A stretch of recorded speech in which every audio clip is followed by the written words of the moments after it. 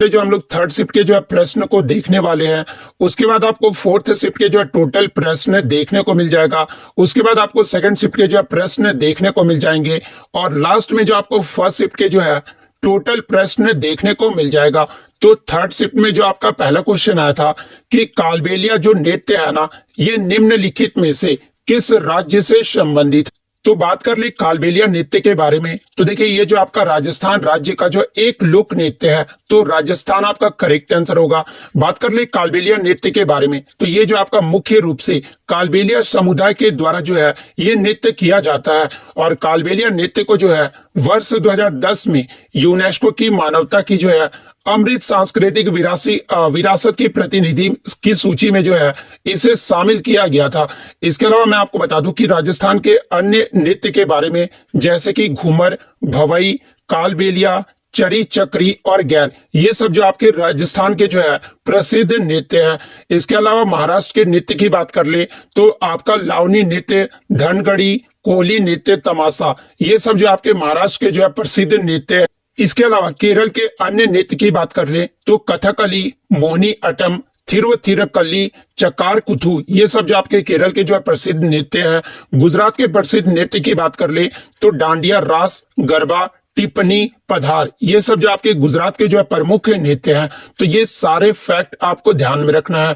Next question आपका यहाँ रहा था कि भारत में प्रथम जो पंचवर्षीय योजना है ना, ये कब प्रारंभ यानी शुरू किया गया था। तो देखिए भारत में जो प्रथम पंचवर्षीय योजना है ना, ये 1951 में शुरू किया गया था और प्रथम पंचवर्षीय योजना का जो कार्यकाल है वो 1951 से लेकर 1956 तक रहा था। तो 1951 आपका करेक्ट आंसर हो। और देखिए मैं आपको बता दूं कि जो प्रथम पंचवर्षीय योजना था ना, ये मुख्य रूप से प्राथमिक क्षेत्र के विकास पर जो वो केंद्रित था। और जो प्रथम पंचवर्षीय योजना था ये किस मॉडल पर आधारित था, तो ये आपका हेराल्ड डोमर मॉडल पर आधारित था। और प्रथम पंचवर्षीय योजना का जो मुख्य उद्देश्य था ना, वो अर्थव्यवस्था के संतुलन की विकास प्रक्रिया को जो है वो आरंभ करना था। और प्रथम पंचवर्षीय योजना में जो है कृषि को उच्च प्राथमिकता जो वो दिया गया था। तो ये सारे फैक्ट आपको ध्यान में रखना है। नेक्स्ट क्वेश्चन आपका यहाँ रहा था कि मौलिक कर्तव्य यानी जो आपका फंडामेंटल ड्यूटी है ना, इसको जो है किस प्रधानमंत्री के कार्यकाल में जो है वो जोड़ा गया। तो अगर बात कर ले फंडामेंटल ड्यूटी के बारे में, तो इसे जो है स्वर्ण सिंह समिति के सिफारिश पर 42वें संविधान संशोधन 1976 द्वारा जो है प्रधानमंत्री इंदिरा गांधी ने आपातकाल के दौरान जो है हमारे संविधान में 10 मौलिक कर्तव्यों को जो वो जोड़ा गया था।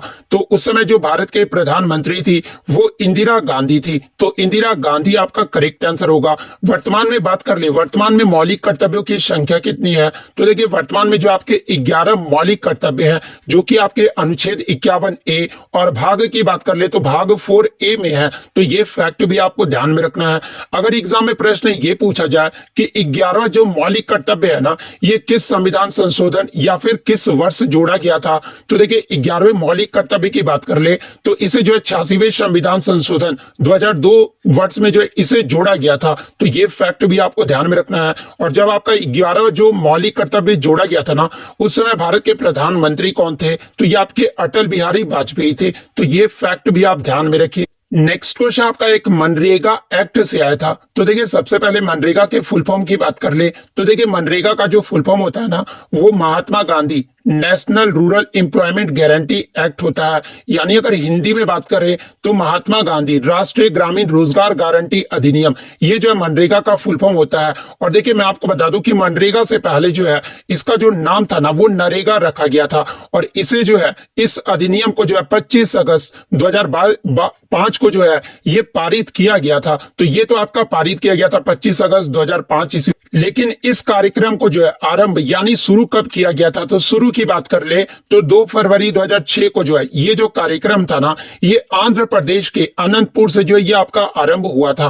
और शुरू में जो है ये आपके 200 अत्यंत पिछड़े जिलों में जो है ये आपका आरंभ किया गया था। लेकिन अगर पूरे भारत में जो है ये कब लागू कर दिया गया था, तो देखिए मैं आपको बता दूं कि नरेगा को जो है 1 अप्रैल 2008 को पूरे भारत में जो है वो आपका लागू कर दिया गया। इसके अलावा बात कर ले नरेगा को एम यानी महात्मा गांधी का नाम जो है कब जोड़ दिया गया था, था, तो देखिए 2 अक्टूबर 2009 से जो है इसके साथ महात्मा गांधी का नाम जो है वो जोड़ दिया गया था।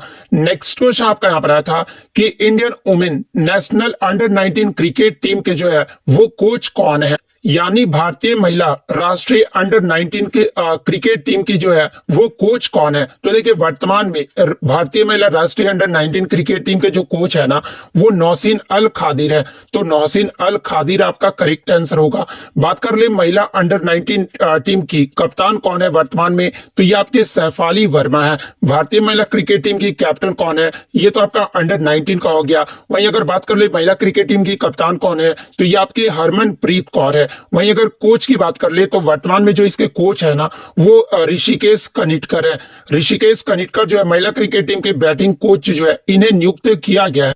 इसके अलावा मैं आपको बता दूं कि ऋषिकेश जो कानिटकर है ना ये जो आपके पुरुष अंडर 19 क्रिकेट टीम के भी जो है वो कोच है। तो ये फैक्ट भी आपको ध्यान में रखना है।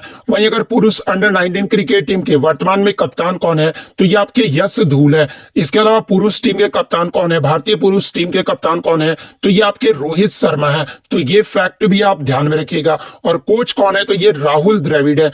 नेक्स्ट क्वेश्चन आपका यहाँ पर आया था कि आपका जो है भारतीय राष्ट्रीय कांग्रेस और अखिल भारतीय मुस्लिम लीग के बीच जो है वो समझौता कब हुआ था। तो देखिए भारतीय राष्ट्रीय कांग्रेस और अखिल भारतीय मुस्लिम लीग के बीच जो है ये आपका 1916 में जो आपका लखनऊ पैक्ट हुआ था ना, यानी जो लखनऊ समझौता हुआ था उसी में जो ये समझौता किया गया था। तो लखनऊ पैक्ट 1916 आपका करेक्ट आंसर होगा।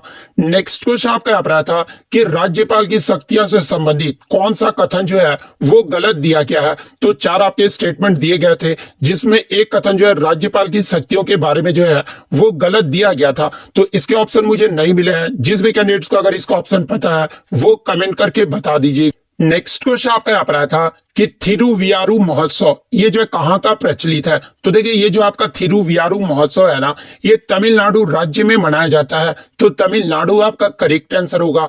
बात कर ले तमिलनाडु के अन्य प्रमुख त्योहार के बारे में, जैसे कि पोंगल, थाई पूषम, नट्यांजलि नृत्य महोत्सव, महामहम, कार्तिकेय दीपम, ये सब जो त्योहार है ना ये तमिलनाडु राज्य के जो है प्रमुख त्योहार हैं।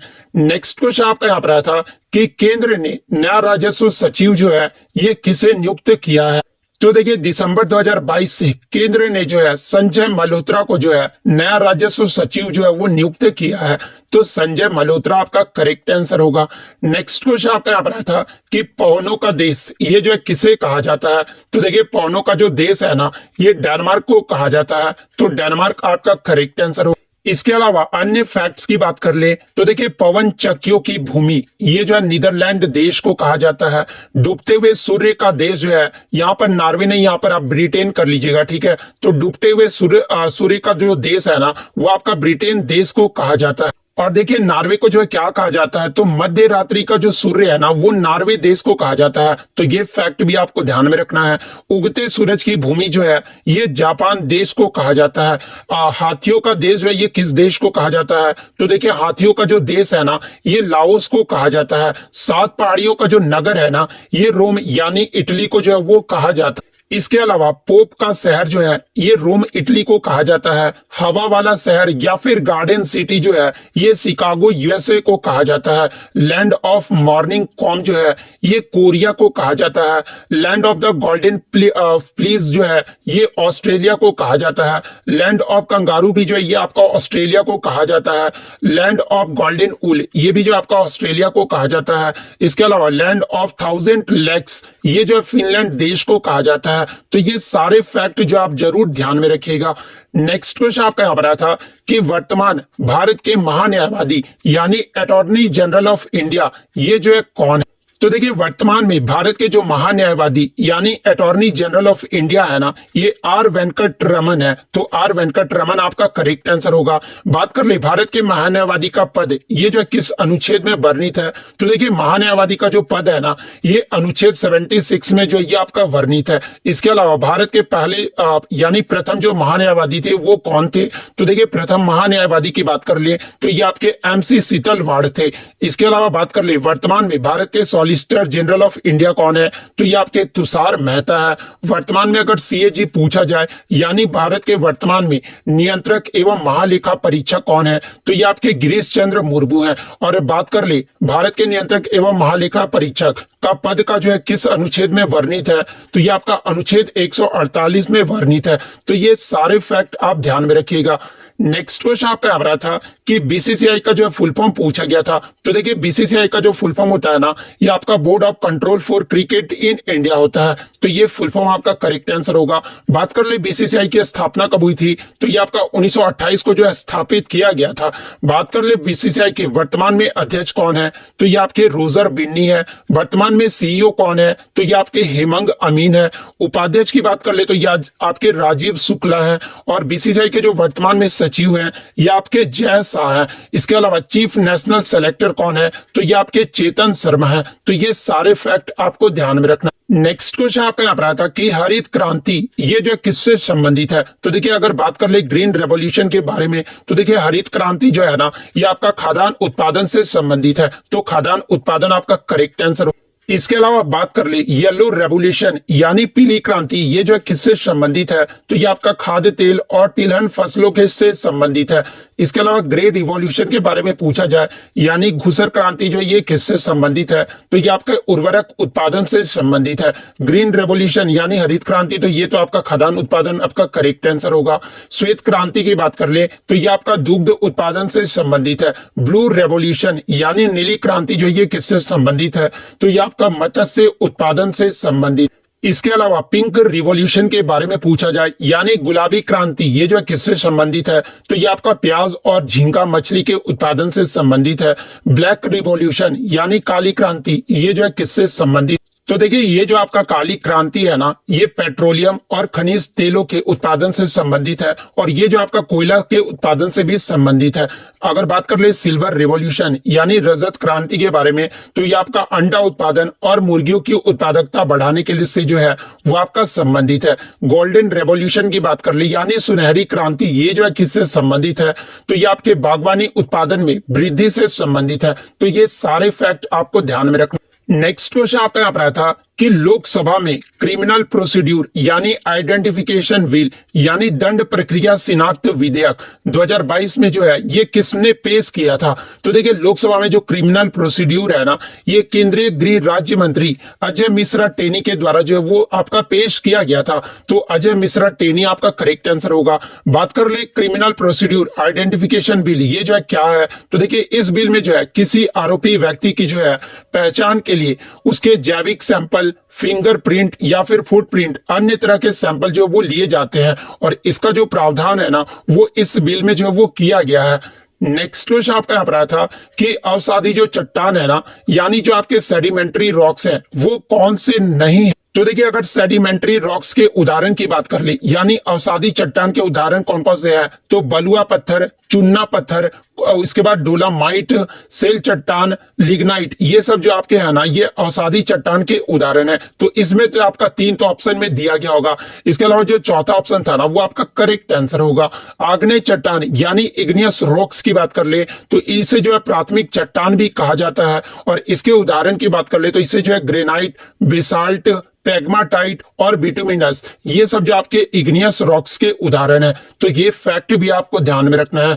नेक्स्ट क्वेश्चन आपका यहाँ पर आया था कि समानता के अधिकार में कुल कितने अनुच्छेद हैं? तो देखिए समानता का अधिकार यानी राइट टू इक्वालिटी में जो है आपके टोटल 5 अनुच्छेद है। और राइट टू इक्वालिटी जो है ये आपका अनुच्छेद 14 से 18 में आ जाता है। तो 5 आपका यहाँ पे करेक्ट आंसर होगा।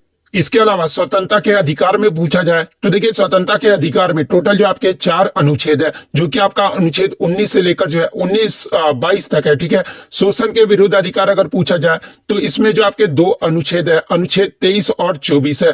धार्मिक स्वतंत्रता का अधिकार में पूछा जाए तो 25, 26, 27, 28 इसमें जो आपके भी जो है 4 जो वो आपके अनुच्छेद है जो कि अनुच्छेद 25 से 28 में है। संस्कृति और शिक्षा संबंधी जो अधिकार है इसमें भी जो आपके दो है वो अनुच्छेद है। अनुच्छेद 29 से 30 जो है ये आपका संस्कृति और शिक्षा संबंधी जो है वो अधिकार दिया गया है। तो ये फैक्ट भी आपको ध्यान में रखना है। नेक्स्ट क्वेश्चन आपका यहाँ पर आया था कि एक भारतीय शहर की पहली जो पूर्ण जनगणना है ना, वर्ष 1830 में ये जो किसके काल में हुआ था। तो देखिए ये जो आपका 1830 में ये जो आपका ढाका शहर था ना, ये भारत का ही जो है आपका हिस्सा था, लेकिन अब जो है ये बांग्लादेश का हिस्सा हो गया, ठीक है, बांग्लादेश का हो गया है। लेकिन मैं आपको बता दूं कि 1830 में भारतीय शहर की जो पहली पूर्ण जनगणना है ना, ये जो आपका हेनरी वाल्टर के काल में हुआ था। तो हेनरी वाल्टर आपका करेक्ट आंसर हो। इसके अलावा मैं आपको बता दूं कि हेनरी वाल्टर को जो है भारतीय जनगणना के एथर के रूप में भी जो है वो जाना जाता है। और दूसरी जो जनगणना है ना, ये वर्ष आपका 1836-37 में फोर्ट सेंट जॉर्ज के द्वारा जो है इसके कार्यकाल में जो वो किया गया था। तो ये फैक्ट भी आप ध्यान में रखिएगा। इसके अलावा बात कर ले भारत में जो जनगणना की शुरुआत है ना, ये कब हुई थी, तो ये 1872 में लॉर्ड मेयो के कार्यकाल में जो है वो शुरू किया गया था। लेकिन अगर भारत में नियमित यानी दशकीय जनगणना की बात कर ले तो ये आपका 1881 में हुआ था, जो कि आपका लॉर्ड रिपन के कार्यकाल में किया गया था। नेक्स्ट क्वेश्चन आपका यहाँ पर था कि यूपीएससी संविधान के किस भाग में वर्णित। तो देखिए अगर भारतीय लोक सेवा संघ की बात कर ले तो यूपीएससी जो है ये आपके भाग 14 के अध्याय के 2 में जो है वो वर्णित है। तो भाग 14 आपका करेक्ट आंसर होगा। बात कर ले यूपीएससी ये जो है किस प्रकार का निकाय है, तो एक संवैधानिक निकाय है। और किस अनुच्छेद में वर्णित, अगर ये पूछ लिया जाए तो देखिए यूपीएससी जो है ये अनुच्छेद 315 से लेकर 323 तक जो है ये आपका वर्णित है। और अनुच्छेद 322 के तहत जो है यूपीएससी को आपके जो है सौंपे गए अपने कर्तव्य, कार्य और दायित्वों का जो है वो निर्वहन करता है। बात कर ले यूपीएससी के वर्तमान अध्यक्ष कौन है, तो ये आपके डॉक्टर मनोज सोनी है। और इसकी स्थापना कब हुई थी, तो 1 अक्टूबर 1926 को जो है ये स्थापित किया गया था। तो ये फैक्ट भी आप ध्यान में रखिएगा। नेक्स्ट क्वेश्चन आपका यहाँ पर था कि भारत के पश्चिम में कौन सा महासागर है। तो देखिए भारत के पश्चिम में जो है ये अरब सागर है। तो अरब सागर आपका करेक्ट आंसर होगा। नेक्स्ट क्वेश्चन आपका यहाँ पर था कि रिसर्च एंड एनालिसिस विंग यानी रॉ के जो है सचिव कौन है। तो देखिए इनका जो कार्यकाल है वो 1 वर्ष तक बढ़ा दिया गया है और 23 जून 2023 तक ये जो सामंत कुमार गोयल जो है वो रॉ के सचिव है। तो सामंत कुमार गोयल आपका करेक्ट आंसर होगा। बात कर ले रॉ की स्थापना कब हुई थी, तो इसे जो है 1968 में जो है स्थापित किया गया। नेक्स्ट क्वेश्चन आपका यहाँ पर था कि न्यू डेवलपमेंट बैंक यानी एनडीबी की जो स्थापना है ना, ये कब हुई थी। तो देखिए एनडीबी का जो अन्य नाम है ना वो ब्रिक्स डेवलपमेंट बैंक है और इसकी जो स्थापना वो जुलाई 2014 में किया गया था। तो जुलाई 2014 आपका करेक्ट आंसर होगा। बात कर ले एनडीबी का मुख्यालय कहां पर है, तो ये आपका संघाई चाइना में है। नेक्स्ट क्वेश्चन आपका यहाँ पर था कि रूसा का जो है फुल फॉर्म पूछा गया था। तो देखिए रूसा का जो फुल फॉर्म होता है ना वो राष्ट्रीय उच्चतर शिक्षा अभियान होता है। तो राष्ट्रीय उच्चतर शिक्षा अभियान आपका करेक्ट आंसर होगा। रूसा की स्थापना कब हुई थी, तो ये 2013 में जो है स्थापित किया गया था। नेक्स्ट क्वेश्चन आपका यहाँ पर था कि लोसांग जो त्योहार है ना ये किस राज्य में मनाया जाता है। तो देखिए ये जो आपका लोसांग त्योहार है ये सिक्किम राज्य में मनाया जाता है। तो सिक्किम आपका करेक्ट आंसर होगा। नेक्स्ट क्वेश्चन आपका यहाँ पर था कि एशियन गेम 2018 में कुल कितने इवेंट हुए थे। तो देखिए मैं आपको बता दूं कि 2018 का जो एशियन गेम्स हुआ था ना ये आपका जकार्ता और इंडोनेशिया के शहर जकार्ता एंड पैलमबर्ग शहर में हुआ था। और इसमें जो आपके 40 खेलों में जो है 465 इवेंट्स हुए थे। तो 465 आपका करेक्ट आंसर हो। इसके अलावा बात कर ले 2022 का एशियन गेम्स ये जो है कहां पर हुआ था, तो ये आपका हैंगजाऊ चाइना में हुआ था। 2026 का कहां पर होगा, तो ये आपका एची एंड नागोया जापान में होगा। तो ये फैक्ट भी आप ध्यान में रखिएगा। नेक्स्ट क्वेश्चन आपका यहाँ पर था कि 2021 में ये जो किसे पद्मश्री मिला। सॉरी क्वेश्चन ये नहीं था, क्वेश्चन ये था कि 2021 में किस नर्तक को जो है पद्मश्री अवार्ड से सम्मानित किया गया है। तो देखिए 2021 में नर्तक की बात कर ले तो ये जो आपका मंजमा जोगाती को जो है वो आपका पद्मश्री से सम्मानित किया गया है। तो मंजमा जोगाती आपका करेक्ट आंसर होगा। बात कर ले 2021 में कितने लोगों को जो है पद्म से जो है वो अवार्ड से सम्मानित किया गया। तो देखिए 2021 में 119 हस्तियों को जो है पद्म अवार्ड से सम्मानित किया गया है, जिसमें 7 को पद्म विभूषण, 10 को पद्म भूषण और 102 व्यक्तियों को जो है पद्मश्री से सम्मानित किया गया था। 2022 की बात कर ले तो 2022 में जो है टोटल 128 व्यक्तियों को जो है पद्म अवार्ड से सम्मानित किया गया था, जिसमें 4 लोगों को जो है पद्म विभूषण से, 17 लोगों को पद्म भूषण से और 107 लोगों को जो है पद्मश्री से सम्मानित किया गया था। तो ये फैक्ट भी आपको ध्यान में रखना है। नेक्स्ट क्वेश्चन आपका यहाँ पर आया था कि चंद्रगुप्त मौर्य ने जो है किस जानवर को हीरे जवाहरात से जो वो सजाया था? तो देखिए मौर्य साम्राज्य में जो है हाथी एक ऐसा जानवर था जिसे हीरे जवाहरात से जो वो सजाया जाता था। तो हाथी आपका यहाँ पे करेक्ट आंसर होगा। नेक्स्ट क्वेश्चन आया था कि who has been appointed as the lifetime president of YSR Congress party in 2022, यानी वाईएसआर कांग्रेस पार्टी के 2022 में जो है लाइफ टाइम अध्यक्ष के रूप में ये जो है किसे नियुक्त किया गया है? तो देखिए 2022 में वाईएसआर कांग्रेस पार्टी के लाइफ टाइम अध्यक्ष के रूप में जो है ये वाईएस जगनमोहन रेड्डी को जो वो नियुक्त किया गया है। तो जगनमोहन रेड्डी आपका करेक्ट आंसर हो। नेक्स्ट क्वेश्चन आपका यहाँ पर आया था कि निशा गांधी नृत्य उत्सव ये जो है किस राज्य में मनाया जाता है? तो देखिए निशा गांधी नृत्य उत्सव की बात कर ले तो ये आपका केरल राज्य में मनाया जाता है। तो केरल आपका करेक्ट आंसर होगा।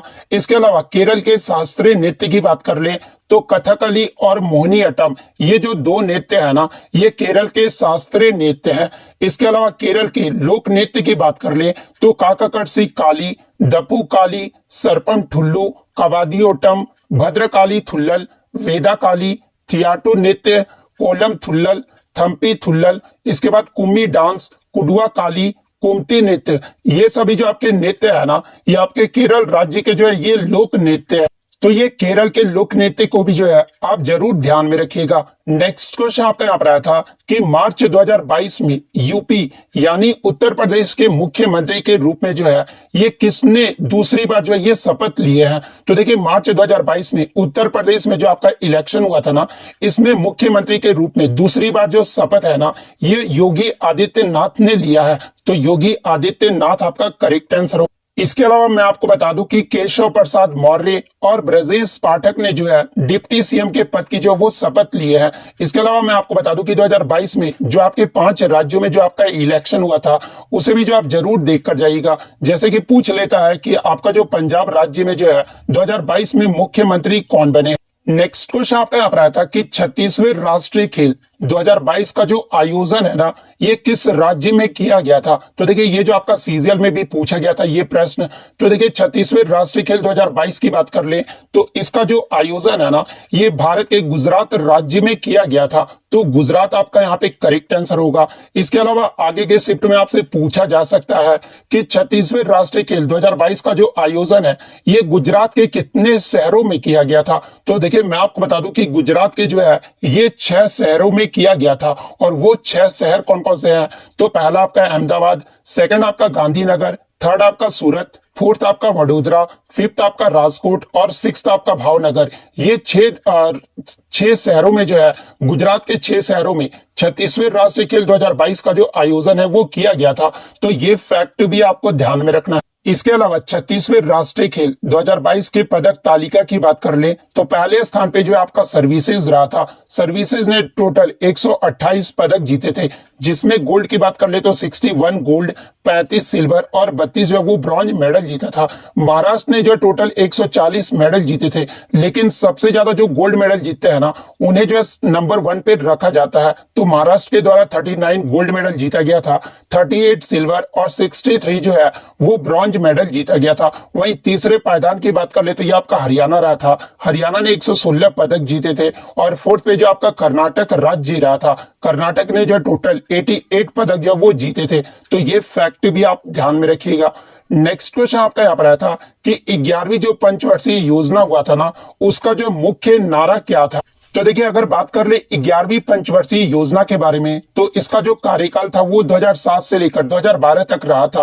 और इस समय जो भारत के जो आपके प्राइम मिनिस्टर है ना वो मनमोहन सिंह रहे थे। और इसका जो मुख्य नारा था वो तेज और अधिक समावेशी विकास की ओर था। तो ये आंसर आपका करेक्ट आंसर होगा। इसके अलावा बात कर ली 11वीं पंचवर्षीय योजना को जो है ये किसके द्वारा तैयार किया गया था? तो इसे जो है सी रंगराजन के द्वारा जो है वो तैयार किया गया। इसके अलावा आगे के शिफ्ट में अगर आपसे पूछा जाए कि 11वीं पंचवर्षीय योजना में कृषि क्षेत्र के लिए जो है विकास दर का कितने % तक जो है बढ़ाने का जो है वो प्रस्ताव दिया गया था? तो ये 4% तक बढ़ाने का जो है वो प्रस्ताव दिया गया था। इसके अलावा 10वीं पंचवर्षीय योजना में जो है ये आपका 2.4% था। तो ये फैक्ट भी आप ध्यान में रखिएगा। इसके अलावा मैं आपको बता दूं कि 11वीं पंचवर्षीय योजना में जो है उद्योग और सेवा क्षेत्र के विकास का जो लक्ष्य है ना वो 9 से लेकर 11% के बीच रहा था। तो ये फैक्ट भी आप जरूर ध्यान में रखिएगा। नेक्स्ट क्वेश्चन आपका यहाँ पर आया था कि अस्पृश्यता का अंत यानी एवोल्यूशन ऑफ अनटचेबिलिटी भारतीय संविधान के कौन से अनुच्छेद में है? तो देखिए ये जो आपका रिपीटेड प्रश्न है, तो देखिए अस्पृश्यता का अंत ये जो आपका अनुच्छेद 17 में है, तो अनुच्छेद 17 आपका करेक्ट आंसर होगा। इसके अलावा बात कर ले अन्य महत्वपूर्ण अनुच्छेद के बारे में, जैसे कि जाति, लिंग या जन्म स्थान के आधार पर भेदभाव, ये जो है कौन से अनुच्छेद से संबंधित है? तो ये आपका अनुच्छेद 15 से संबंधित है। उपाधियों का अंत ये जो आपका अनुच्छेद 18 में है। वाक और अभिव्यक्ति की स्वतंत्रता ये जो आपका अनुच्छेद 19 में है। अपराधों के लिए दोष सिद्धि के संबंध में संरक्षण ये जो आपका अनुच्छेद 20 में है। इसके अलावा जीवन और व्यक्तिगत स्वतंत्रता के संरक्षण ये जो आपके अनुच्छेद 21 में है। तो ये सारे इंपॉर्टेंट फैक्ट्स आप ध्यान में रखिएगा। नेक्स्ट क्वेश्चन आपका यहाँ पर आया था कि अवध साम्राज्य पर अंग्रेजों द्वारा जो है ये कब कब्जा कर लिया गया था? तो देखिए अवध साम्राज्य पर फरवरी 1856 में जो है अंग्रेजों द्वारा कब्जा कर लिया गया था। तो 1856 आपका करेक्ट आंसर होगा। नेक्स्ट क्वेश्चन आपका यहाँ पर आया था कि त्रिपुरा अपने उत्तर, दक्षिण और पश्चिम में किस देश से जो है वो घिरा हुआ है? तो देखिए त्रिपुरा तीन ओर से जो है ये बांग्लादेश से जो है वो घिरा हुआ है। तो बांग्लादेश आपका करेक्ट आंसर होगा। नेक्स्ट क्वेश्चन आपका यहाँ पर आया था कि भारतीय मुक्केबाज एमसी मैरी कॉम जो है ये किस राज्य से संबंधित है? तो देखिए अगर बात कर ले एमसी मैरी कॉम की, तो ये आपके भारतीय मुक्केबाज है और ये जो है मणिपुर राज्य से संबंधित है। तो मणिपुर आपका करेक्ट आंसर होगा। बात कर ले एमसी मैरी कॉम के बारे में, तो ये जो 2018 के राष्ट्रमंडल खेल में स्वर्ण पदक जीतने वाली जो है ये पहली भारतीय महिला मुक्केबाज है। तो ये फैक्ट भी आपको ध्यान में रखना है। इसके अलावा मैरी कॉम ने जो है 2012 के जो लंदन ओलंपिक हुआ था ना 2012 में, इसमें जो ये कांस्य पदक यानी ब्रॉन्ज मेडल जो है वो जीती थी। इसके अलावा बात कर ले एमसी मैरी कॉम के बारे में, तो देखिए बॉक्सर मैरी कॉम की जो आत्मकथा है ना वो अनब्रेकेबल है और इनका जो अनावरण है ना वो 9 दिसंबर 2013 को बॉलीवुड अभिनेता अमिताभ बच्चन के द्वारा जो वो किया गया था। तो अगर आगे के शिफ्ट में पूछा जाए कि मैरी कॉम की आत्मकथा का नाम क्या है, तो ये आपका अनब्रेकेबल है। अब देखिए आत्मकथा की बात आ ही गई है, तो इसके अलावा इम्परफेक्ट की आत्मकथा पूछा जाता है कि ये जो इम्परफेक्ट है ना ये किसकी ऑटोबायोग्राफी है? तो ये संजय मांजरेकर की जो है ऑटोबायोग्राफी है। इसके अलावा साइना नेहवाल की ऑटोबायोग्राफी कौन सी है? तो देखिए प्लेइंग टू विन ये जो है साइना नेहवाल की जो ऑटोबायोग्राफी है। इसके अलावा बात कर ले माइकल होल्डिंग जो कि वेस्ट इंडीज के तेज गेंदबाज थे और इनके ऑटोबायोग्राफी की बात कर ले तो नो होल्डिंग बैक ये जो है माइकल होल्डिंग की जो है वो ऑटोबायोग्राफी है। तो ये सारे फैक्ट आप ध्यान में रखिएगा। नेक्स्ट क्वेश्चन आपका यहाँ पर आया था कि मेघालय की कौन सी पहाड़ी पर जो है सबसे ज्यादा वर्षा होती है? तो देखिए ये जो आपका खासी पहाड़ी पर ये जो आपका मानसी राम है ना, ये जो आपका सबसे ज्यादा जो है मेघालय राज्य में सबसे ज्यादा वर्षा होता है। तो मानसी राम आपका करेक्ट आंसर होगा। नेक्स्ट क्वेश्चन आपका यहाँ पर आया था कि भारत के दक्षिण राज्यों में खरीफ और रबी दोनों मौसमों में जो है निम्नलिखित में से कौन सी फसल जो है वो उगाई जाती? तो देखिए मैं आपको बता दूं कि चावल, मक्का, रागी, ज्वार, मूंगफली भारत के दक्षिण राज्यों में जो है खरीफ और रबी दोनों मौसमों में जो है ये फसलें उगाई जाती है। तो इनमें से जो भी एक ऑप्शन में दिया होगा वो आपका करेक्ट आंसर होगा। नेक्स्ट क्वेश्चन आपका यहाँ पर आया था कि which festival is known as the festival of festivals यानी किस त्योहार को जो है त्योहारों का त्योहार के रूप में भी जो है वो जाना जाता है? तो देखिए त्योहारों के त्योहार के रूप में जो है ये हॉर्नबिल फेस्टिवल यानी हॉर्नबिल महोत्सव को जो है वो जाना जाता है। और हॉर्नबिल महोत्सव ये जो है किस राज्य का महोत्सव है? तो ये आपका नागालैंड राज्य का महोत्सव है। और ये जो है कितने तारीख तक मनाया जाता है? तो देखिए ये जो आपका हॉर्नबिल महोत्सव है ना ये 10 दिनों तक मनाया जाता है और ये जो आपका 1 से 10 दिसंबर तक जो है वो मनाया जाता है। तो ये फैक्ट भी आप ध्यान में रखिएगा। नेक्स्ट क्वेश्चन आपका यहाँ पर आया था कि Alarmel Valli is associated with which classical dance of India यानी अलार्मिल वल्ली जो है ये भारत के किस शास्त्रीय नृत्य से संबंधित है? तो बात कर ले अलार्मिल वल्ली के बारे में, तो ये भरतनाट्यम नृत्य से संबंधित है। तो भरतनाट्यम आपका करेक्ट आंसर हो। इसके अलावा अलार्मिल वल्ली के बारे में मैं आपको बता दूं कि इन्हें 1991 में जो है भारत सरकार के द्वारा पद्मश्री से सम्मानित किया गया था और 2004 ईस्वी में जो है इन्हें भारत सरकार के द्वारा पद्म भूषण से जो है वो सम्मानित किया गया। इसके अलावा भरतनाट्यम की प्रमुख कलाकार की बात कर ले तो पद्म सुब्रमण्यम, यामिनी कृष्णमूर्ति, रुक्मणी देवी अरुंडेल, मालविका साराभाई, इसके अलावा शाहरुखई, एस.के. सरोज, लीला जैक्सन, राम गोपाल, वैजंती माला, कोमल वर्धन, इन सभी का जो संबंध है ना वो भरतनाट्यम नृत्य से है। तो ये फैक्ट भी आप ध्यान में रखिएगा। नेक्स्ट क्वेश्चन आपका यहाँ पर आया था कि which of the following is found only in a plant cell, यानी निम्नलिखित में से कौन जो है केवल पादप कोशिका में पाया जाता है। तो देखिए मैं आपको बता दूं कि प्लास्टिक एक ऐसा डबल मेम्ब्रेन ऑर्गेनल है, यानी एक दोहरी झिल्ली अंगक है जो पौधे और शैवाल की कोशिकाओं के भीतर जो है वो पाया जाता है। तो प्लास्टिड आपका करेक्ट आंसर होगा। और देखिए अगर आपके ऑप्शन में प्लास्टिड नहीं दिया होगा तो फिर आपका क्लोरोप्लास्ट जरूर दिया होगा। तो देखिए क्लोरोप्लास्ट भी जो है एक जो है आपका डबल मेम्ब्रेन ऑर्गेनल है, यानी दोहरी झिल्ली वाली अंगक है जो केवल पादप कोशिकाओं में जो है वो मौजूद होता है। तो आपके ऑप्शन में या तो प्लास्टिड या तो क्लोरोप्लास्ट या फिर सेल वॉल दिया होगा। तो इन तीनों में से जो भी ऑप्शन में दिया होगा वो आपका करेक्ट आंसर होगा। नेक्स्ट क्वेश्चन आपका यहाँ पर आया था कि टीन का जो है मुख्य अयस्क पूछा गया था, यानी टीन का जो है और पूछा गया था। तो देखिए टीन के प्रमुख अयस्क की बात कर ले तो कैसीटेराइट, ये जो है टीन का प्रमुख अयस्क होता है जिसका फॉर्मूला SnO2 होता है। आयरन के प्रमुख अयस्क की बात कर ले तो Fe, यानी आयरन का जो प्रमुख अयस्क होता है ना वो आपका हेमेटाइट होता है जिसका फॉर्मूला Fe2O3 होता है।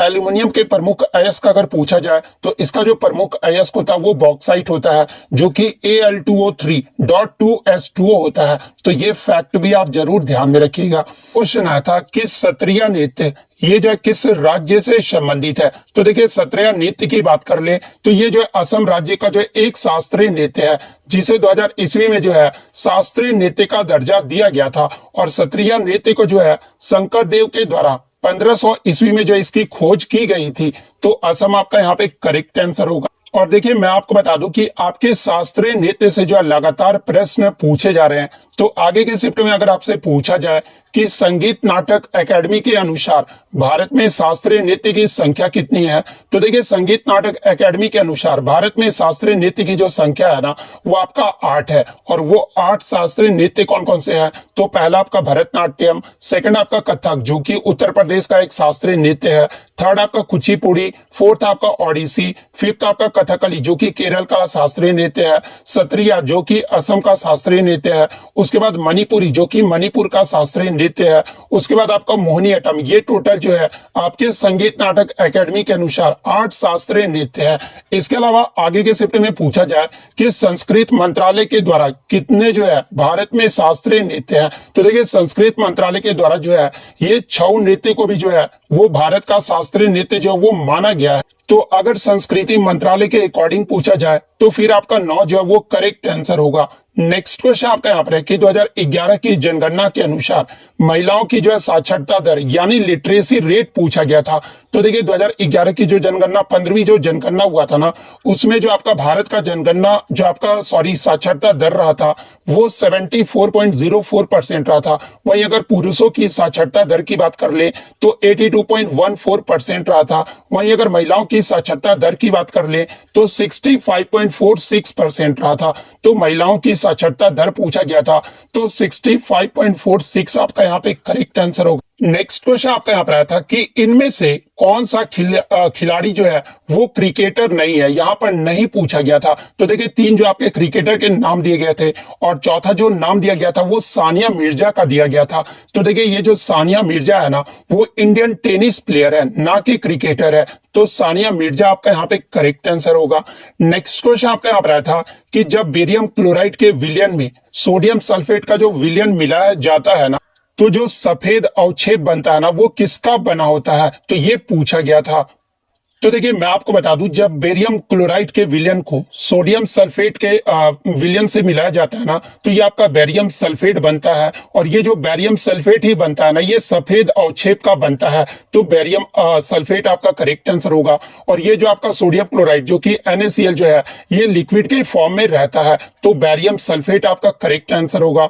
नेक्स्ट क्वेश्चन आपका यहाँ पर था कि स्टार्टअप इंडिया ये जो है किस मंत्रालय की पहल है। तो देखिए स्टार्टअप इंडिया की बात तो इसकी जो घोषणा है ना ये प्रधानमंत्री नरेंद्र मोदी ने 15 अगस्त 2015 को जो है लाल किले नई दिल्ली में से जो है इसकी घोषणा की गई थी। और इसकी शुरुआत की बात कर ले तो स्टार्टअप इंडिया को जो है 16 जनवरी 2016 को बैंक वित्त प्रदान करने और भारत में जो है स्टार्टअप को बढ़ावा देने और समर्थन करने के उद्देश्य से जो है ये आपका स्टार्टअप इंडिया जो वो शुरू किया गया था। और ये जो आपका वाणिज्य एवं उद्योग मंत्रालय का जो है एक पहल है, तो वाणिज्य एवं उद्योग मंत्रालय आपका करेक्ट आंसर होगा। नेक्स्ट क्वेश्चन आपका यहाँ पर आया था कि अगस्त 2022 में वैज्ञानिक व औद्योगिक अनुसंधान परिषद यानी CSIR की जो प्रथम महिला महानिदेशक है ना, ये कौन बनी है? तो देखिए हाल ही में अगस्त 2022 में जो है CSIR की जो प्रथम महिला महानिदेशक वो आपकी नल्ला थम्बी क्लाई सेल्वी बनी है। तो नल्ला थम्बी क्लाई सेल्वी आपका करेक्ट आंसर होगा। और देखिए मैं आपको बता दूं कि ये जो आपका CGL के एग्जाम में भी जो है ये प्रश्न पूछा गया था।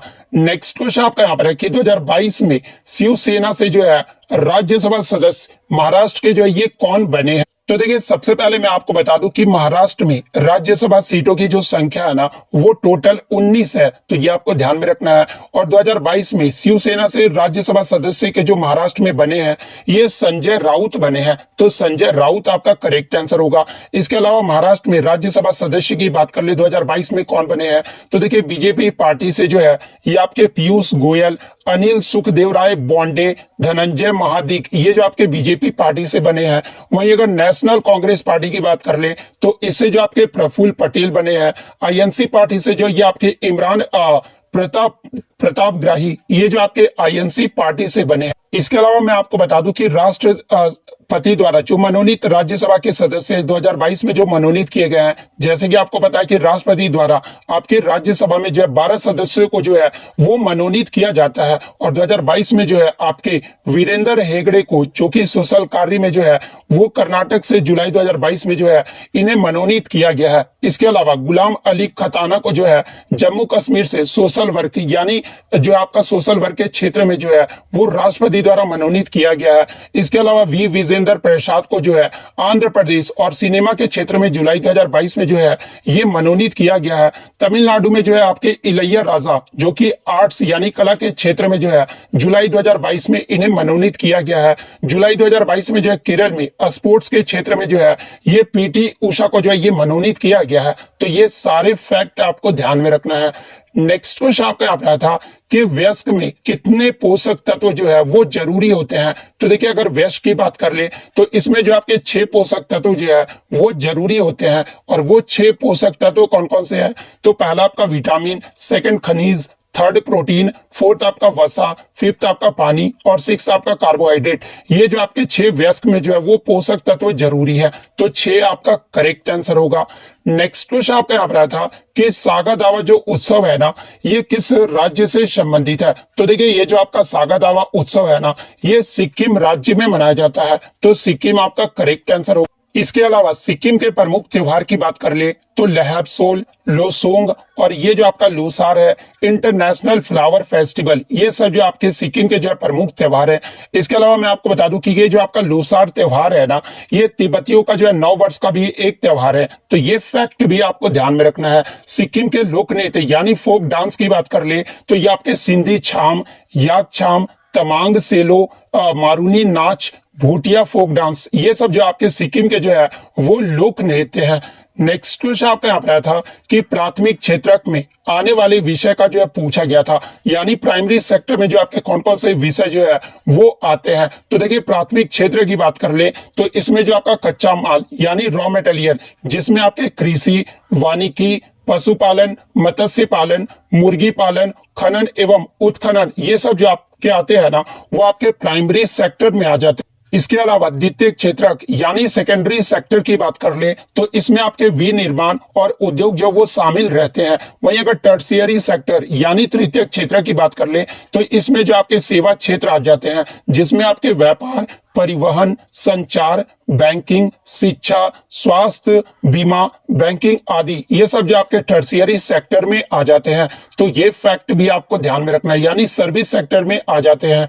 नेक्स्ट क्वेश्चन आपका आप रहा था कि महात्मा बुद्ध से संबंधित जो आपका प्रश्न पूछा गया था, तो इनके प्रश्न तो मुझे मिले नहीं, लेकिन मैं आपको बता दूं कि महात्मा बुद्ध को जो ज्ञान की प्राप्ति है ना, ये बिहार में बोधि वृक्ष के नीचे, बोध गया बिहार में जो है बोधि वृक्ष के नीचे जो है इनको ज्ञान की प्राप्ति हुई थथी। इसके अलावा महात्मा बुद्ध ने जो अपना पहला उपदेश है ना, ये सारनाथ में दिया था। और गौतम बुद्ध का जो जन्म है ये आपका लुम्बिनी नेपाल में 563 ईसा पूर्व में हुआ था। और इनके अगर मृत्यु की बात कर ले तो इनका जो निधन है ना, वो आपका 483 ईसा पूर्व में जो है कुशीनगर, जो कि उत्तर प्रदेश में है, उनकी जो यहाँ पर जो है वो निधन हुआ था। इनके अन्य नाम की बात कर ले तो सिद्धार्थ गौतम इनका जो अन्य नाम है। इनके पिता का नाम अगर बात कर ले तो सुधोधन जो है इनके पिता का नाम है, और माता का जो नाम है वो माया देवी है। तो ये फैक्ट भी आपको ध्यान में रखना। नेक्स्ट क्वेश्चन आपका यहाँ पर रहा था कि विदेशी वस्तुओं का मूल्य बढ़ाने वाला जो है एक कारक कौन सा है। तो देखिए, विदेशी वस्तुओं का मूल्य बढ़ाने वाला जो एक कारक है ना, वो कस्टम ड्यूटी है। तो कस्टम ड्यूटी आपका करेक्ट आंसर होगा।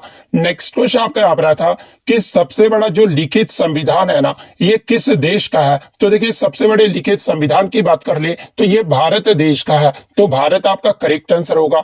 भारत का जो कितने शब्दों में जो ये लिखित संविधान है, तो देखिए अगर इंग्लिश वर्जन की बात कर ले तो 1,17,369 वर्ड्स में जो है ये लिखा गया है। इसके अलावा शब्दों के आधार पर सबसे छोटा लिखित संविधान किस देश का है। तो देखिए, शब्दों के आधार पर सबसे छोटा जो लिखित संविधान है ना, ये मोनाको देश का है। तो ये फैक्ट भी आपको ध्यान में रखना है। नेक्स्ट क्वेश्चन आपका यहाँ पर आया था कि रस्सी बनाने में किसका प्रयोग होता है। तो देखिए, रस्सी बनाने में जो है ये रेशेदार फसलें, जिसमें आपके जूट, पटसन और कपास आ जाते हैं, इन सभी का जो है रस्सी बनाने में जो है प्रयोग किया जाता है। नेक्स्ट क्वेश्चन आपका यहाँ पर आया था कि नई लोकसभा को कितने माह तक जो है वो भंग नहीं किया जा सकता। तो देखिए, मैं आपको बता दूं कि अनुच्छेद 83 के उपबंध यानी क्लोज 2 के अकॉर्डिंग जो है यह प्रावधान किया गया है कि यदि गठन के बाद पहली बैठक के 5 साल पूरे होने पर लोकसभा जो है वो भंग नहीं किया जाता है तथा उसे जो है स्वतः भंग जो है वो माना जाता है। तो आप एग्जैक्ट जो है प्रश्न बताइएगा कि आपसे क्या पूछा गया था। नेक्स्ट क्वेश्चन आपका यहाँ पर आया था कि स्वदेशी आंदोलन का सबसे ज्यादा जो प्रभाव है ना, ये किस राज्य पर पड़ा था। तो देखिए, स्वदेशी आंदोलन की जो शुरुआत है वो 1905 में भारत के वायसराय लॉर्ड कर्जन द्वारा जो है बंगाल के विभाजन के साथ जो ये आपका शुरू हुआ था। और इस पे जो सबसे ज्यादा प्रभाव है ना, वो वेस्ट बंगाल पर जो वो पड़ा था। तो बंगाल आपका यहाँ पे करेक्ट आंसर होगा। नेक्स्ट क्वेश्चन आपका यहाँ पर आया था कि शोभना नारायण ये जो किस नृत्य से संबंधित है। तो देखिए, शोभना नारायण की बात कर ले तो ये आपके कथक नृत्य से संबंधित है। तो कथक आपका करेक्ट आंसर होगा। और कथक जो है ये आपका उत्तर प्रदेश राज्य का जो एक शास्त्रीय नृत्य है। और बात कर ले शोभना नारायण के गुरु का नाम अगर पूछा जाए एग्जाम में, तो देखिए शोभना नारायण के जो गुरु है ना, ये बिरजू महाराज है। और ये भी जो आपके कथक नृत्य से संबंधित है। तो ये फैक्ट भी आपको ध्यान में रखना है। इसके अलावा शोभना नारायण को जो है पद्मश्री अवार्ड से कब सम्मानित किया गया था। तो 1992 में जो इन्हें पद्मश्री से सम्मानित किया गया था। इसके अलावा 1999-2000 ईस्वी में जो है संगीत नाटक अकादमी अवार्ड से जो है इन्हें सम्मानित किया जा चुका है। नेक्स्ट क्वेश्चन आपका यहाँ पर था कि ऐहोल जो शिलालेख है ना, ये रवि कृति द्वारा जो है वो लिखा गया था। और वह जो है किस राजा के जो है दरबारी कवि थे। तो देखिए, अगर बात कर ले रवि कृति के बारे में, तो देखिए रवि कृति जो है ये पुलकेशिन द्वितीय के जो है ये दरबारी कवि थे। तो पुलकेशिन द्वितीय आपका करेक्ट आंसर होगा। नेक्स्ट क्वेश्चन आपका यहाँ पर था कि बुद्ध पूर्णिमा को ये जो आपका सागा दावा त्योहार जो मनाया जाता है ना, ये किस राज्य में मनाया जाता है। तो देखिए, सागा दावा त्योहार की बात कर ले तो ये आपका सिक्किम राज्य में मनाया जाता है। तो सिक्किम आपका करेक्ट आंसर होगा। नेक्स्ट क्वेश्चन आपका यहाँ पर था कि इंदिरा गांधी पीस प्राइज 2022 ये जो है किसे दिया गया था। तो देखिए, इंदिरा गांधी पीस प्राइज 2022 की बात कर ले तो ये आपके जो है प्रथम एनजीओ को दिया गया था। एनजीओ में जो आपका प्रथम को दिया गया था। तो प्रथम आपका यहाँ पे करेक्ट आंसर होगा। नेक्स्ट क्वेश्चन आपका यहाँ पर आया था कि पानी का जो है पर्यायवाची शब्द पूछा गया था। तो देखिए, पानी के पर्यायवाची शब्द की बात कर ले तो जल, नीर, सलील, अंबु, अम्ब, उदक, तोय, जीवन, वारी, पय, अमृत, मेघ पुष्प, सारंग, ये सब जो होते हैं आपके पानी के जो है पर्यायवाची शब्द हो जाते हैं। तो इन्हीं में से जो आपका कोई ऑप्शन में दिया गया था। नेक्स्ट क्वेश्चन आपका यहाँ पर आया था अग्नि का जो है विलोम शब्द पूछा गया था। तो देखिए अग्नि का जो विलोम शब्द होता है ना वो आपका जल होता है, तो जल आपका करेक्ट आंसर होगा। नेक्स्ट क्वेश्चन आपका यहाँ पर है कि इनमें से कौन सा जो है रात का विलोम शब्द नहीं है। तो देखिए मैं आपको बता दूं कि रात का जो विलोम शब्द होता है ना वो दिन होता है। इसके अलावा जो आपका नहीं पूछा गया था, तो इसके अलावा जो भी ऑप्शन में दिया होगा वो आपका करेक्ट आंसर होगा। नेक्स्ट क्वेश्चन आपका यहाँ पर आया था कि पवन का जो है पर्यायवाची शब्द पूछा गया था। तो देखिए पवन के पर्यायवाची शब्द की बात कर ले तो वायु, हवा, समीर, वात, मारुत, अनिल, पवमान, प्रभंजन, प्रवात, समीरन, भयार, ये सब जो होते हैं ना आपके पवन के जो है पर्यायवाची शब्द होते हैं।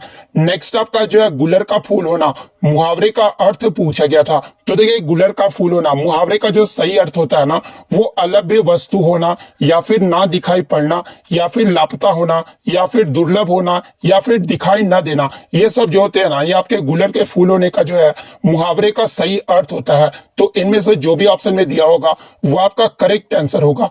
तो इतने क्वेश्चन जो है आज मुझे बच्चों के द्वारा मिले हैं जो कि 100% रियल और ऑथेंटिक है। तो अगर वीडियो अच्छी लगी हो तो वीडियो को जो है लाइक जरूर कर दीजिएगा, और इसी तरह एग्जाम का रियल एनालिसिस पाने के लिए जो है चैनल को सब्सक्राइब जरूर कर दीजिएगा। तो मिलते हैं नेक्स्ट वीडियो, तब तक thank you, all the best.